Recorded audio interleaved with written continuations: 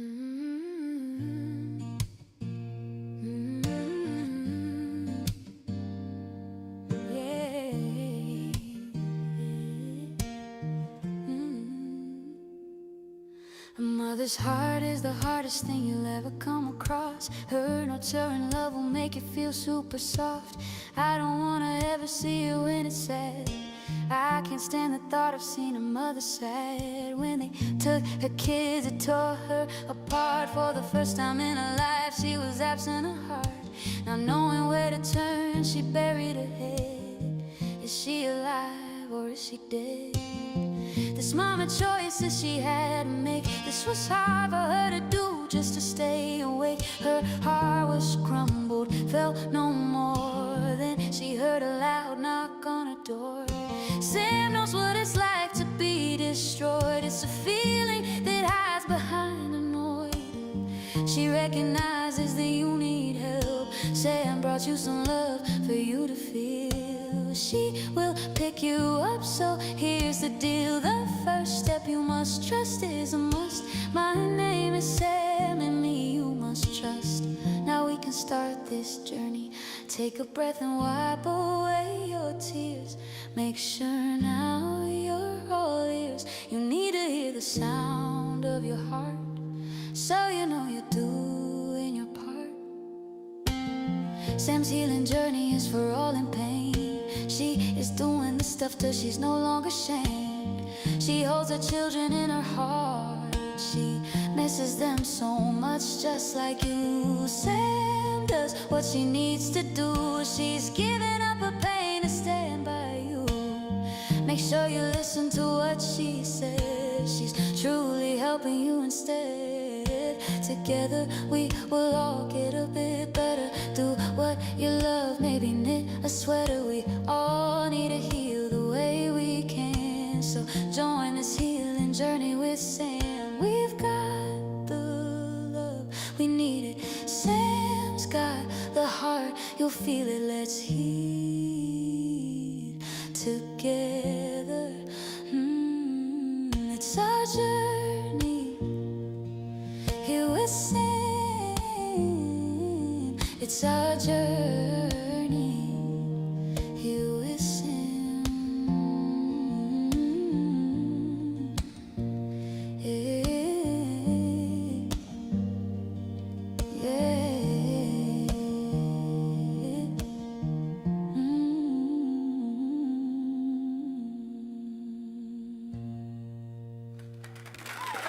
Parents who've lost time with their children carry a unique kind of pain. This is Heal with Sam. This space is for parents healing from CPS trauma and ambiguous grief. Dealing with CPS is the hardest thing a loving parent can be forced to do. In a system that isn't designed to protect, but to profit, it can feel like you're going crazy. Join me in a conversation of self-discovery tools, self-care strategies, and empowerment techniques to help you overcome the challenges of life without your children, heal from trauma, gain clarity, and strength.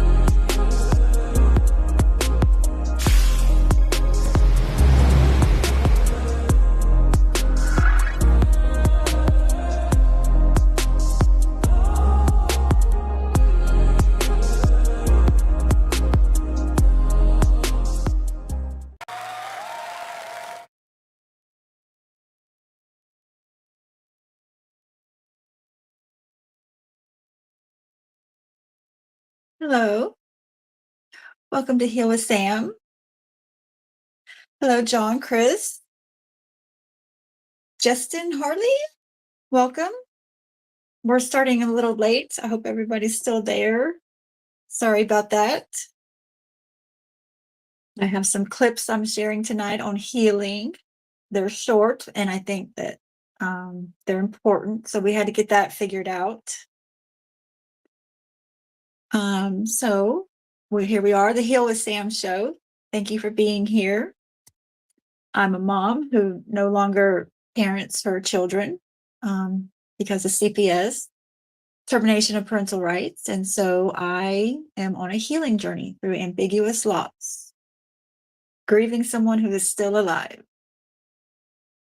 I have some healing tips for today. Hello, Miss Debbie. Hello, Justine. Um, to do a little recap, I've done about 3 months worth of shows and I've had some guests. And the past few shows, I have talked about my story. I've shared a lot. Um, this is new to me. This is the first experience on YouTube, my first show, first time trying to prepare things and talk to the live stream at the same time. So it's taken some adjusting. Thank you for your patience with me. Um, so now that I've shared about myself and have practiced having some guests, which I do plan to do soon, um, I want to get more into the healing part of all of this. Um, so real quick, I'm going to ask for your healing word, if you don't mind sharing that. And then we'll get into some strategies that I think are really important, and I think you will too. Does anybody have one feeling word they want to share? Mine, I think I say this, but again, it's hopeful. I probably today feel more hopeful than ever that there is going to be accountability and changes in the child welfare coming soon, maybe this year. And it's only January, and I'm seeing so much happen in the first month of this year. So um, I feel very hopeful. Justine feels very nervous, and I know why, and I do not blame her. Um, Justine, I know you probably could have listed about 20 feeling words, but, and I want to say don't be nervous, but you're going to be nervous. Miss Debbie, strong, Chris, happy. I love that. John, they aren't gods.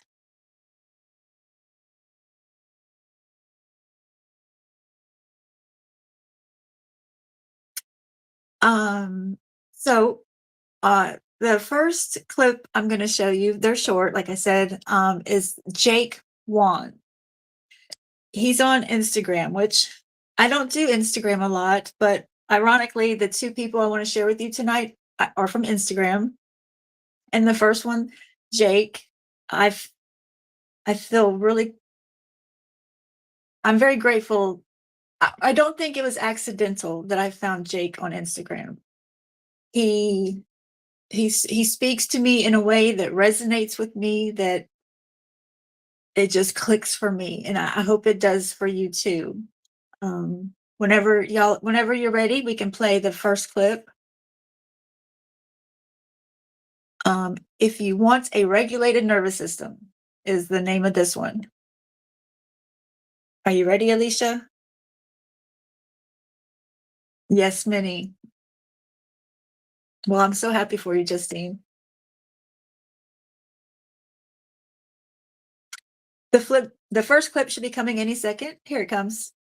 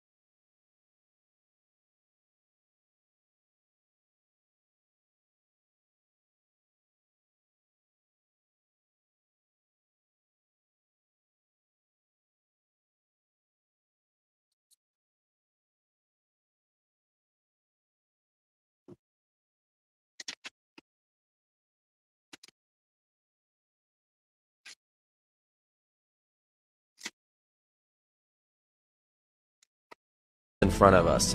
What's that going to do to the world? That is going to help heal this place. It's going to help us all remember. So, recognize that you are the one that is going to save yourself. You are the one that can heal yourself and can heal this world. And it's up for you to choose that, to step into your healing, to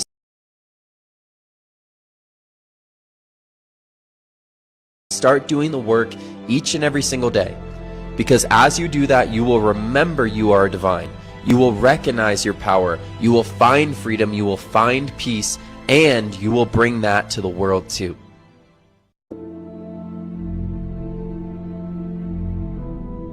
The next politician we elect is not going to heal the world. It's not going to be the next government. It's not going to be anything that is created outside of ourselves. The only thing that is going to help heal the world is you. It is when you start to recognize your power, as you wait for others to come and save you, as you wait for the next Lord and Savior, all that you're going to do is hurt this place more and more. Because you are the one that will help heal the world. You are the one that holds that power. We all have the power inside of ourselves to, one, heal ourselves, and then as we do that, we help heal the world. It starts with you. We have the power within ourselves to heal 7 generations before us and 7 generations after us. And so we all start to do that. Imagine if we all start to heal. We start to recognize that we are one with the divine. And we all heal 7 generations behind us and 7 generations in front of us. What's that going to do to the world? That is going to help heal this place. It's going to help us all remember. So, recognize that you are the one that is going to save yourself. You are the one that can heal yourself and can heal this world. And it's up for you to choose that, to step into your healing, to start doing the work each and every single day. Because as you do that, you will remember you are divine. You will recognize your power. You will find freedom. You will find peace. And you will bring that to the world too.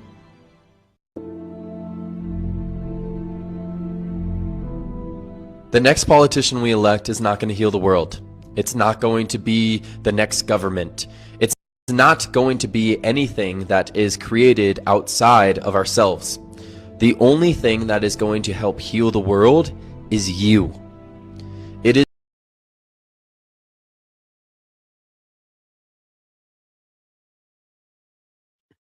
Okay.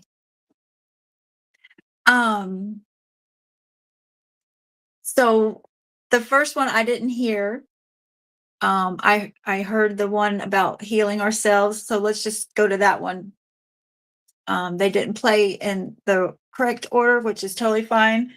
So you got to see Jake, okay? And the clip, that one that I heard anyway, was about healing ourselves. And to me, that is so exciting. And I truly believe my purpose in this lifetime is to help others heal. And when I say that, I don't mean that I'm special or that I'm like have some healing powers or that that I'm the person to come to heal you. No, I'm here to tell you that you can heal you. And that doesn't mean send you off on your own, like I'm here for guidance. I'm an equal to everyone.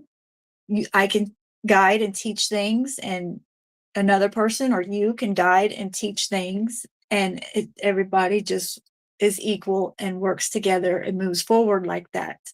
But I truly believe that each and every one of us have the power to heal ourselves. And I just think that that is so exciting. I have, since I was a little girl, I would say, I'm going to heal the world one day. And there was some ego involved in that, like I was superior and I was going to heal people.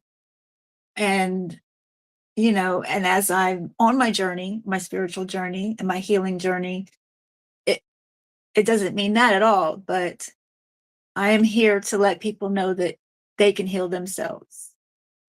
And I agree. I believe this has all been backed by science research that the number one way to heal ourselves is our breath.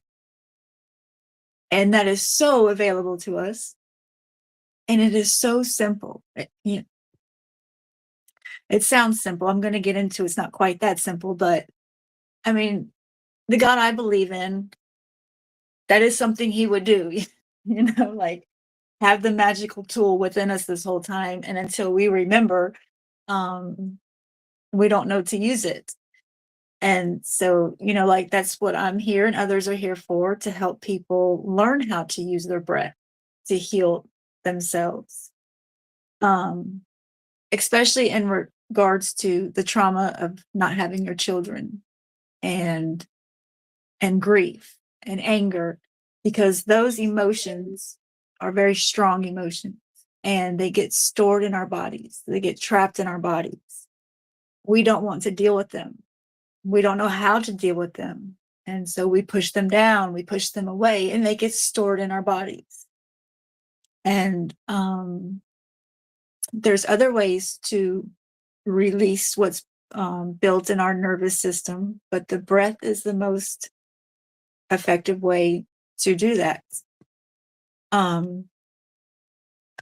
Jake starts his day doing 3 things, and I do too most days.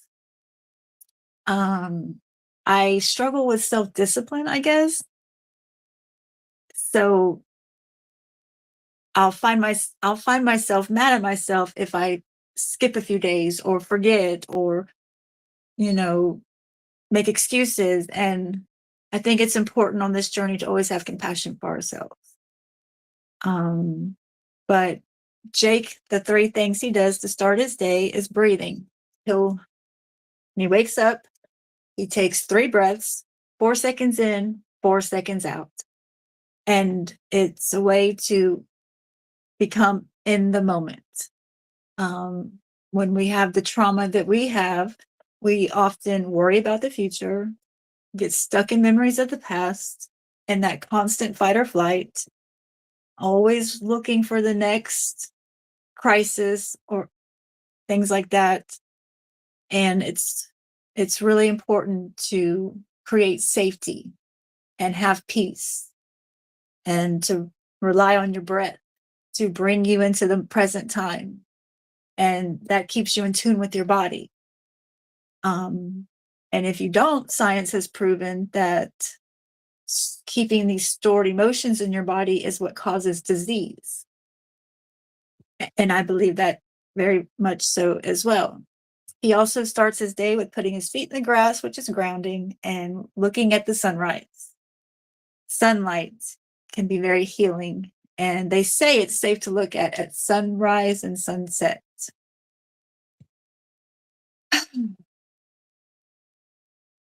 There was 2 more videos I'll tell you about in just a second. I don't want to spend the whole time talking. Yeah, there was no sound for me either. We'll get it all figured out next time. I actually had one more, we'll get to that later. No sound, yeah. Was that Henry I saw in here? I don't know if he's still in here. He had shared the biggest thing to help my mental health is encouraging and supporting other parents to reform custody laws and get their children back. That's turning pain to purpose. And that is the end goal in healing, turning our pain to purpose. When we first endure our trauma, there's no way, I don't think, that we can wake up the next morning ready to turn our pain to purpose and go help people. It's a process. So I think that the end goal is turning our pain to purpose. Whether we realize it or not, I think it's something that just magically, beautifully happens, or it can be something we're aware of. But like Henry, it helps me to be there for moms with open CPS cases. and it's helping them. It's a good thing. And like my TikTok, for example, one day my kids will have that to look at, and I know they'll at least get to see 3 years of content.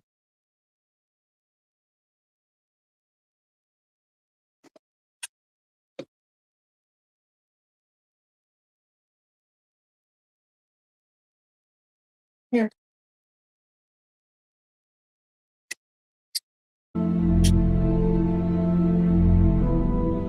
If you want to regulate your nervous system, these are the 3 things to do. Number 1 is to breathe first thing in the morning. Breath is going to bring you into a state of coherence. Coherence means that you have a nervous system. What the breath does is that it brings you from your mind space into your heart space. It brings you into your body. And that is going to allow for presence and peace. So start each morning with a simple breathwork practice. 4-second inhale through the nose, 4-second exhale through the mouth. Then get it outside. Get your feet on the earth. Every single morning, this is something that I do. Go outside, put my feet on the grass. The grass, earth, has negative ions. This is going to allow your body to come into more of that coherent state. It is going to reduce tension in the body. It's going to relieve the nervous system. Next and last thing is to get some form of sunlight in the morning. This could be going and looking at the sunrise. You can look at the sunrise directly at the sun in the morning, and it will not hurt your eyes. It helps regulate your circadian rhythm. And if you can't do that, simple red light panel will replicate the sunlight. This is something that I do on the days that are cloudy or rainy or when it's snowing outside. If you do these 3 things in the morning, it is going to help your nervous system regulate, and it's going to help you live with more presence throughout your days.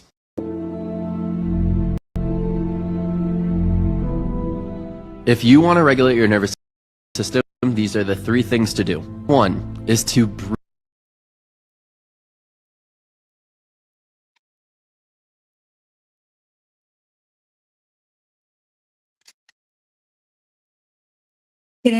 Does anybody else use breath when they're stressed out or when they're triggered or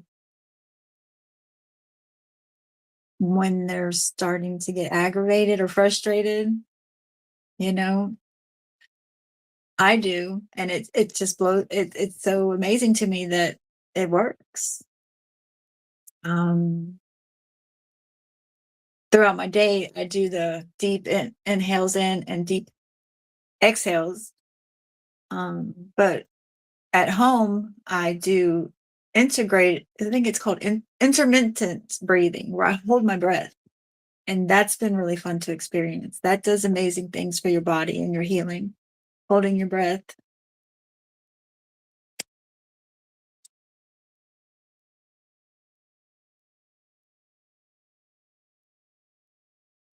Oh, it's okay. Thank you. The video was perfect. Thank you. Oh, thank you, Paulette. Thanks to you.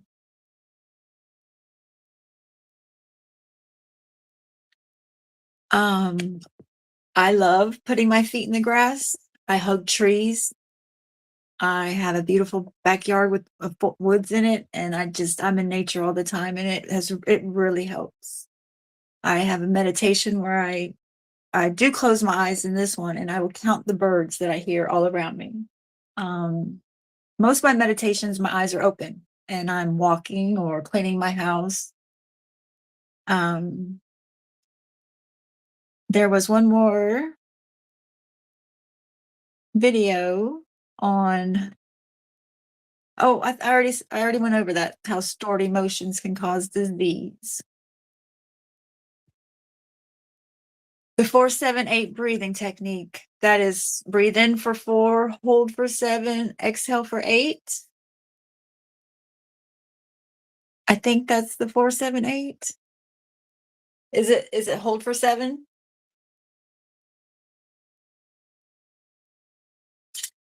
It is difficult, especially when you have to sit there still with your eyes closed. Um, since my trauma of losing my kids, you would think I had ADD, and I don't. It's the trauma. Um, I'm always moving. I'm very difficult to complete tasks and to stay focused. Difficult to be on time, and these are things that I never struggled with. Then they ripped my children from my life, and these are now my struggles. And it makes sense. I Again, compassion for myself. Like these are normal reactions. Our nervous systems, our bodies, our whole world has been shaken, changed, traumatized, turned upside down. Oh,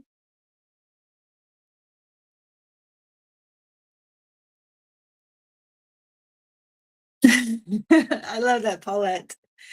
Yep. So why make it hard on ourselves? Having to sit there in one still position with my eyes closed, it kept me from the good effects of meditation for a couple of years. So I do my walking meditation and my bird one outside, and I do one with the sun. Um, I'll sit or lay or stand facing the sun, and I'll close my eyes so I can feel the sun hit my eyelids, and all my attention, all my senses is just focused on that one area, and I will feel the sun just it, penetrating my eyelids, but it feels good. It feels energetic. It feels makes me feel alive on some days when I'm struggling. And then I'll move to my chin and I'll focus on my chin, and I'll feel just the heat and the sun on my chin, and then I go on down. And so that's a meditation I made up with the sunlight that I really enjoy. Yep. More people need to know. And I'm glad you know. And thank you for sharing that. I love that. We have something in common. Hey, hey, us Florida girls have to have a tan.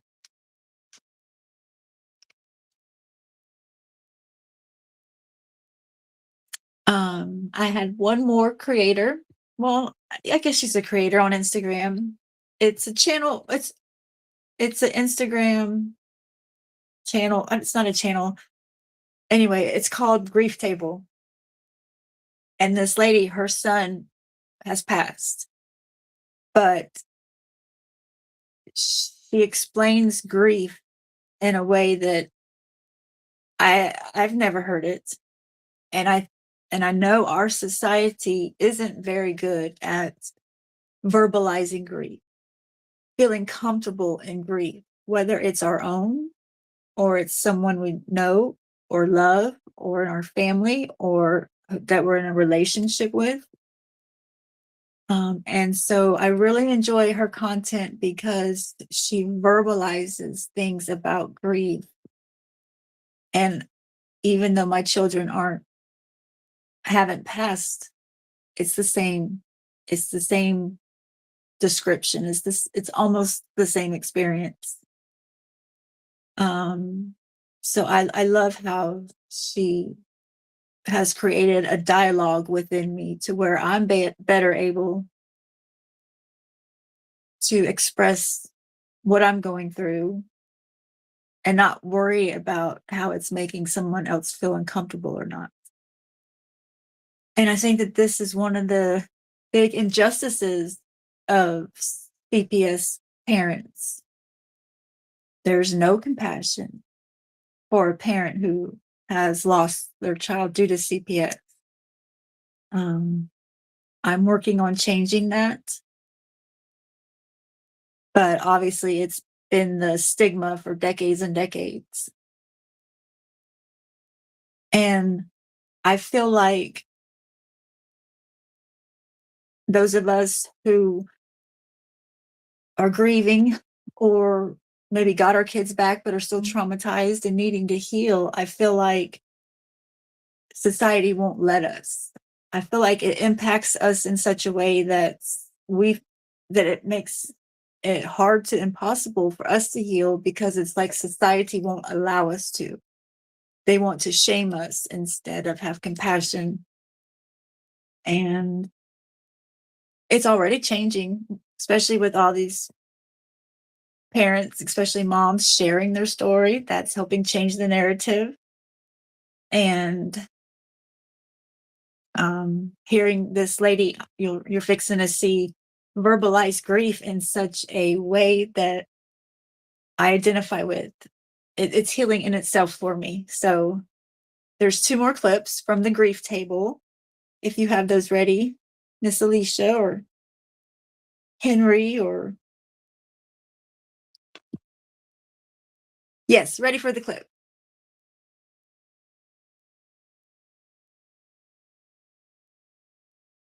Emotional dissonance is when 2 or more emotions that don't seem to belong together actually exist at the same time. And as someone who lives inside of grief and sits at the table with others who do too, here's what that can look like. You can miss them desperately and still laugh 5 minutes later. And you can feel deep love and real anger towards the same person. You can be grateful for the time that you had and furious that it ended. You can be functioning on the outside while falling apart on the inside. Grief doesn't organize emotions neatly. Not at all. They overlap, they collide, they coexist. And the pain often comes not from those mixed emotions, but from judging yourself for having them.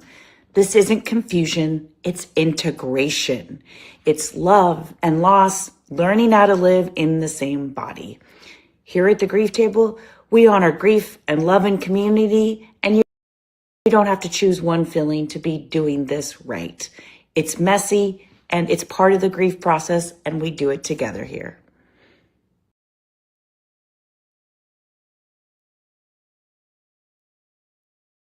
Do you want to play the last one? Get it out of the way.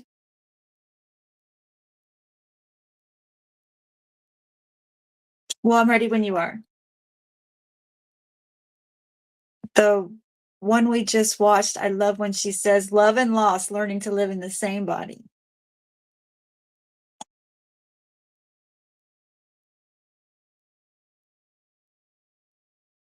Do you have the last clip with the same lady? Know that grief doesn't just hurt our heart, it physically rewires our nervous system.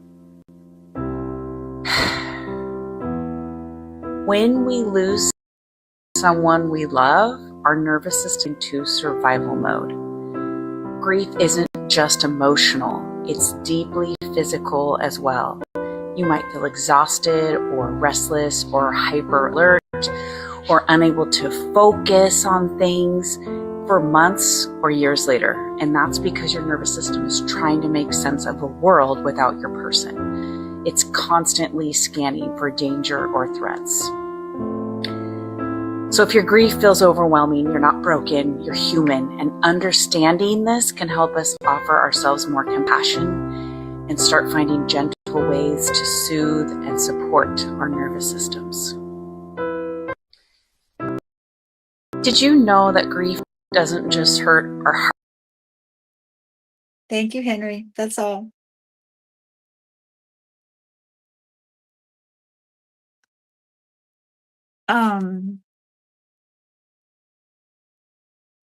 The tired, the restless, unable to focus. I just mentioned all of that.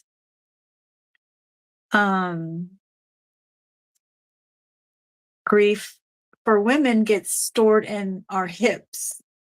And I believe that a lot of my yoga flows that I do focus on the hips and releasing the hips, stretching the hips, opening up the hips. I think that is very true. I'm not sure for men, maybe the hips as well. I don't think so, but I don't know where. For men, I will have to check that out. For women, it is the hips. And so my yoga is centered a lot around hip mobilization and stretching and opening and that. I got distracted because I was looking at Paulette's comments. Paulette said, "Great ideas. I'll try that. I love the sunlight too." And I really do too. Um, it it it's it's good stuff. It's a positive energy and uplifting for me. And when it's a cloudy day, I can feel it. Oh, I can feel it. Then Paulette says, "Unfortunately, I miss my son so much." And thank you for sharing that. I know how you feel. I miss my 2 boys and 3 girls so much also. Like the lady at the grief table was saying, I have so much love for my children and unconditional love to give them when we're reunited. And I I I I center each day on positivity and love and being upbeat and happy because that's what my kids need. And if like the law of attraction is true, that's what's going to draw them to me and bring them back, hopefully before 18. But as she was saying, you can feel 2 emotions at the same time with grief. And so even though there's an incomplete hole in my heart and soul without my children, there's also so much love. So I really identified with the grief table lady when she said that you can carry 2 opposite emotions at the same time when you're grieving the loss of your kids or someone you love. And it doesn't mean you're confused. It doesn't mean you're crazy. It doesn't mean you're bipolar. It means you're grieving.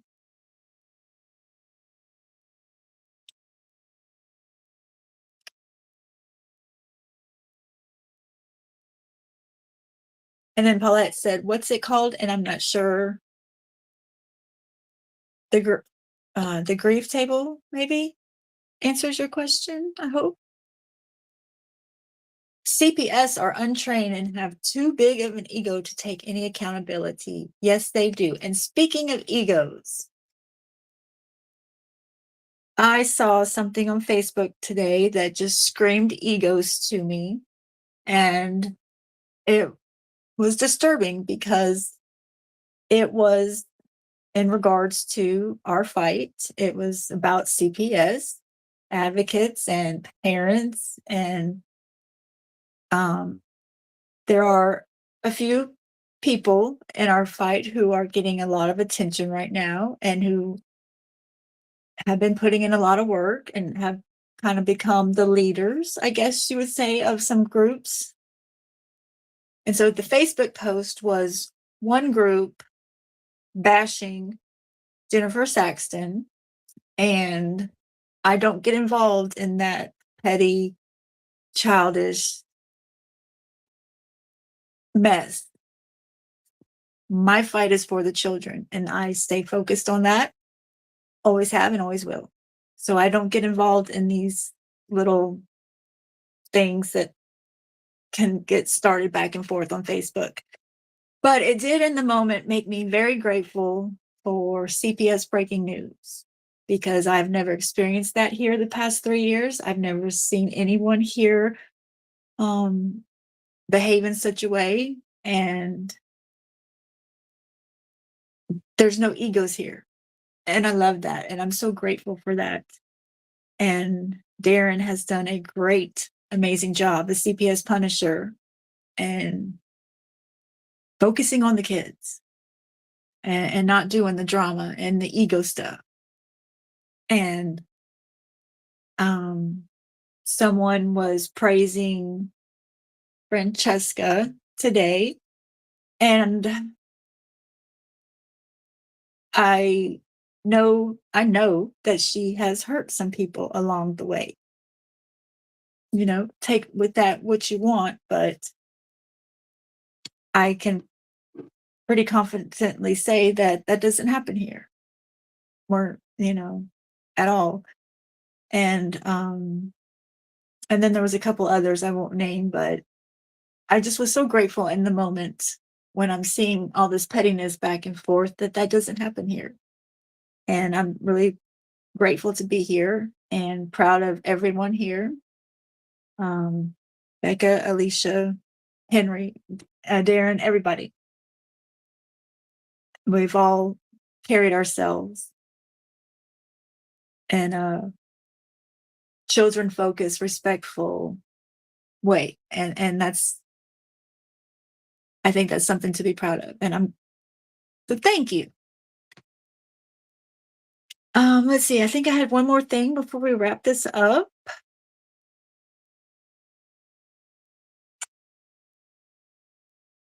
There's one thing on my mind, and I don't think it's. Oh, I know what it was. Triggers. It was a big deal in the beginning of my healing journey to identify and know my triggers.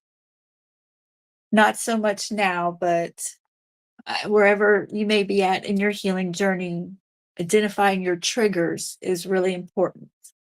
Pause that thought for a second. Oh, the Advocacy Olympics. Fixing the unearth. You're the best. Yes. Focusing on the broken system to protect children and keep families together. Chris, I got an email Wednesday. Part of the court orders from the last hearing include giving the court and the case team a written long-term plan for John's care if he is returned home. Oh, wow. That sounds like a reunification plan. That sounds encouraging. I love that language. That was your feeling word, happy. I bet that could be why. I can't wait for you to message me or do a Facebook Live or something where your son's sitting right beside you and he's home. I can see it. I can see that for you and your mom, and I can't wait.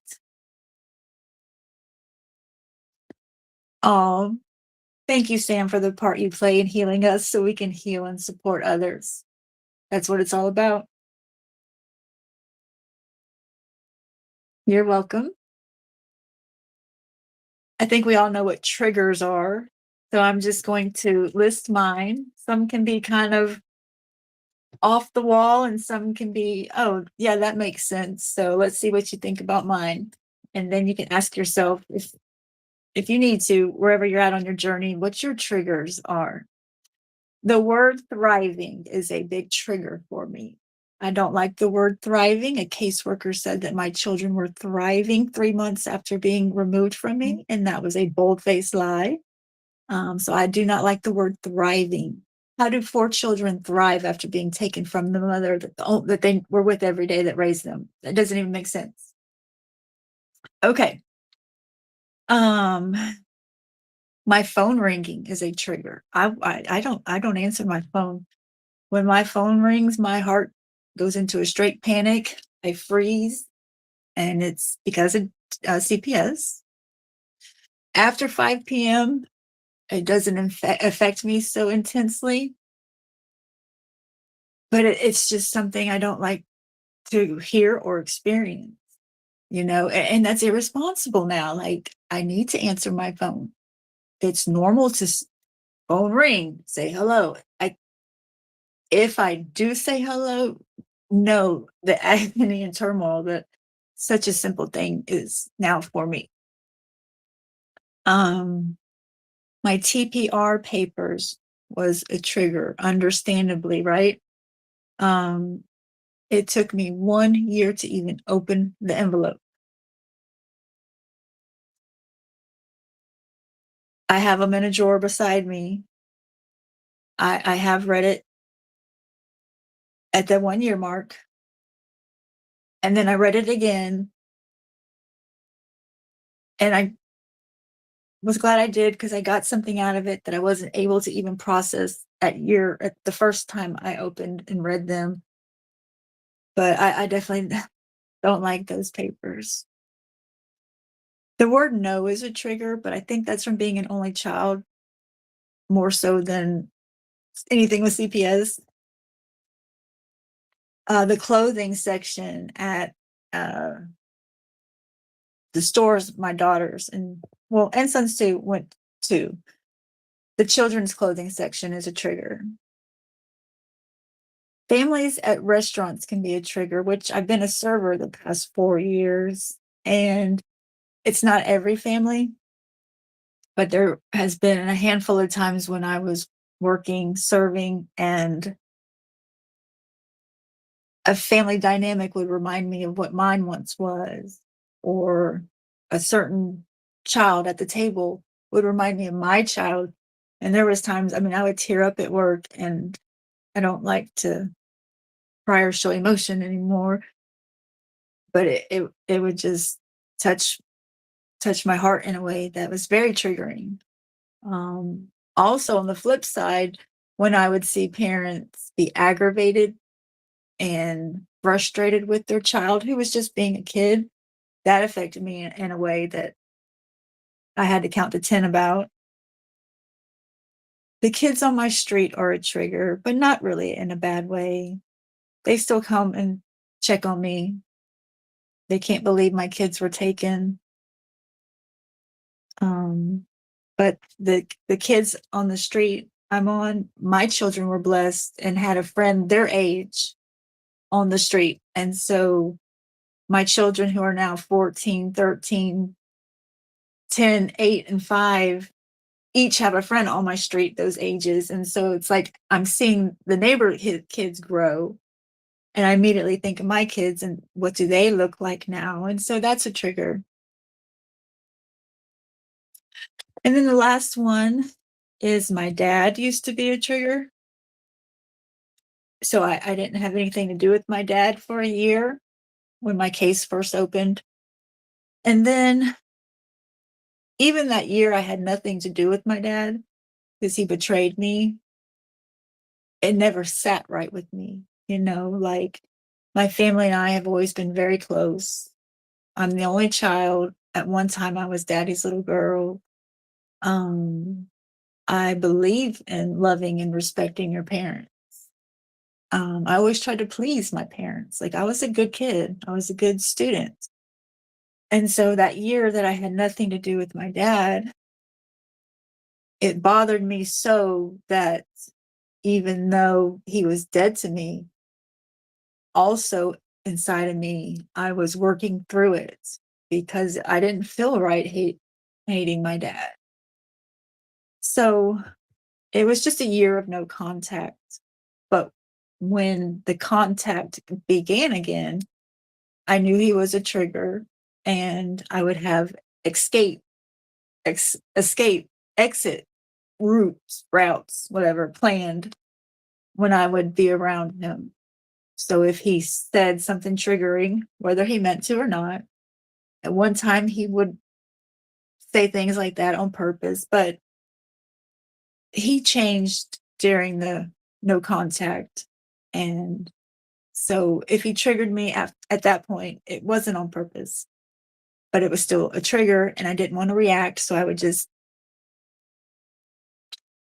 bolt out the family, whatever gathering. And it quickly got better. And I'm very grateful that it did, because less than a year after our reunion, he got really sick and he passed away almost 2 years ago now. And I was there when he passed. I was right beside him. I moved back home when he got real sick, and I took care of him every day. And I'm very grateful for that. I don't know why I'm crying. I'm very grateful that I forgave my dad.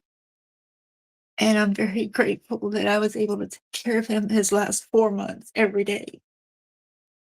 He was sick for like a year, and I was there, very often to help my mom. She couldn't do, I mean, he was declining so fast, she couldn't do everything. So I stepped in, and then I had to move home. So I'm so grateful for that.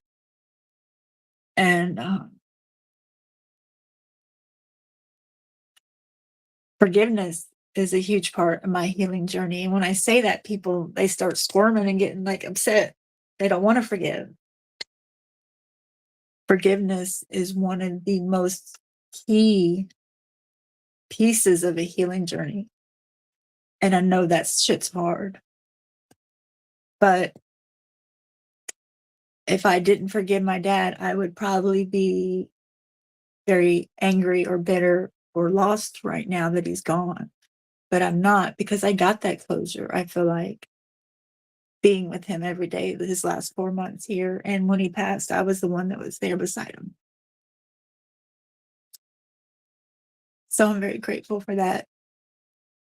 And last thing, in doing all of that, it brought me back home to my family. And if I didn't forgive and come back home, I wouldn't be where I am today. I inherited a beautiful piece of property with a home, and that's why I lost my children, because I didn't have a home. And so it's a blessing. It's, I may not have worked for this in the sense that, like, saving and working all these years, but it was inherited to me. I was told my whole childhood that it was going to be mine, and not in an entitled way. Like, I put in the work to forgive my family and love my family and be good to my family. And if I didn't do those things, I wouldn't be here. So there was a point when they were going to all sell it. But that's all my ramblings. We got just a few more minutes. Henry had to forgive his ex every single day while y'all were together, or since all the chaos and your advocacy work.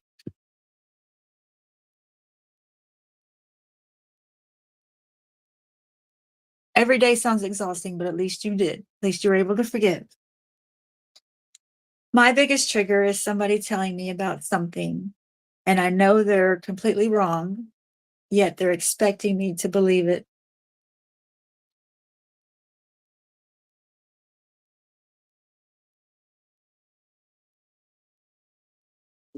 I'm not laughing. I can see that about you. I am laughing, but it's not at you, I promise. Oh, yeah. Yeah. Yeah. Um, when my ex did that to me, I was all the things.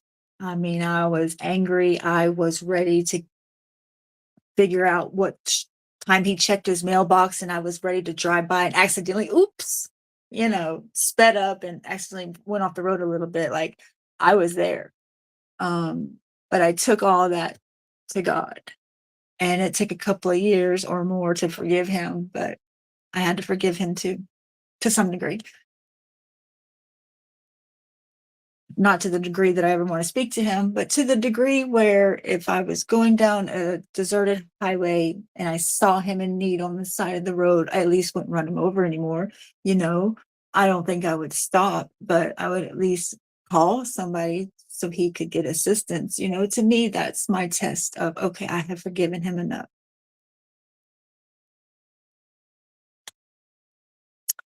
Um, Thank you for being here. I am going to have a guest next Saturday. A very special lady, a parent, a mom from my county. She is very knowledgeable on substance. I don't want to say addiction, but we can throw that word in there. Substance use is a um, frequent part of parents with CPS cases. And there's many dynamics to that. And she's the one that knows a lot about it. She's one that overcame it. She has a good story to tell and information to share, and it's a hot topic in CPS cases. So that's next week. Thank you for your help, Henry.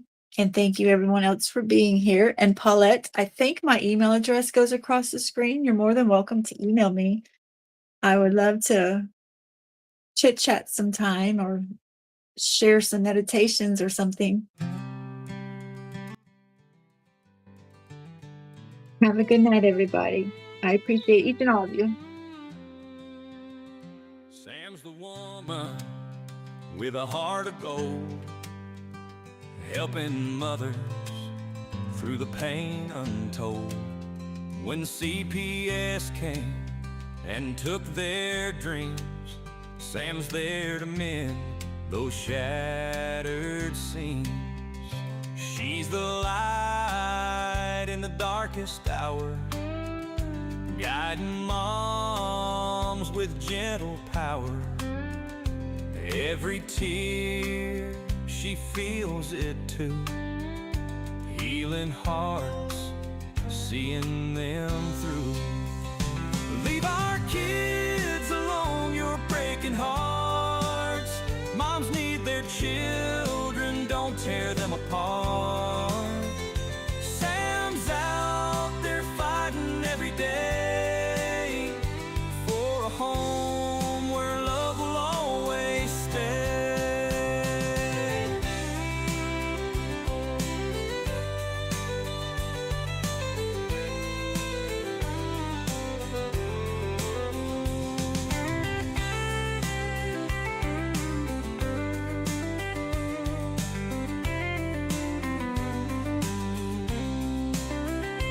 Trauma lingers, cut so deep.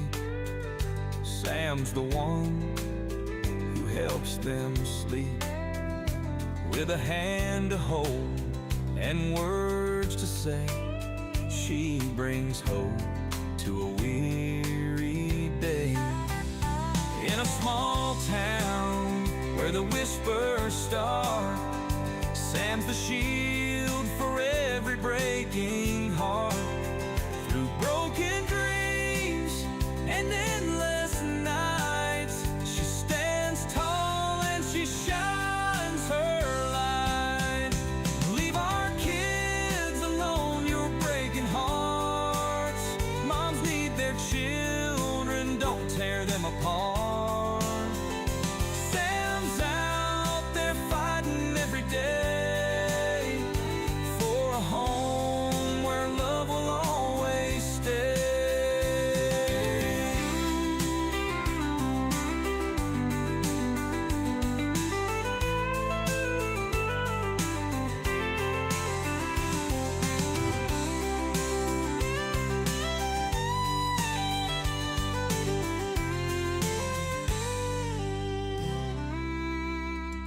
In a small town where the whispers start, Sam's a shield for every breaking heart. Through broken dreams and endless nights, she stands tall and she shines her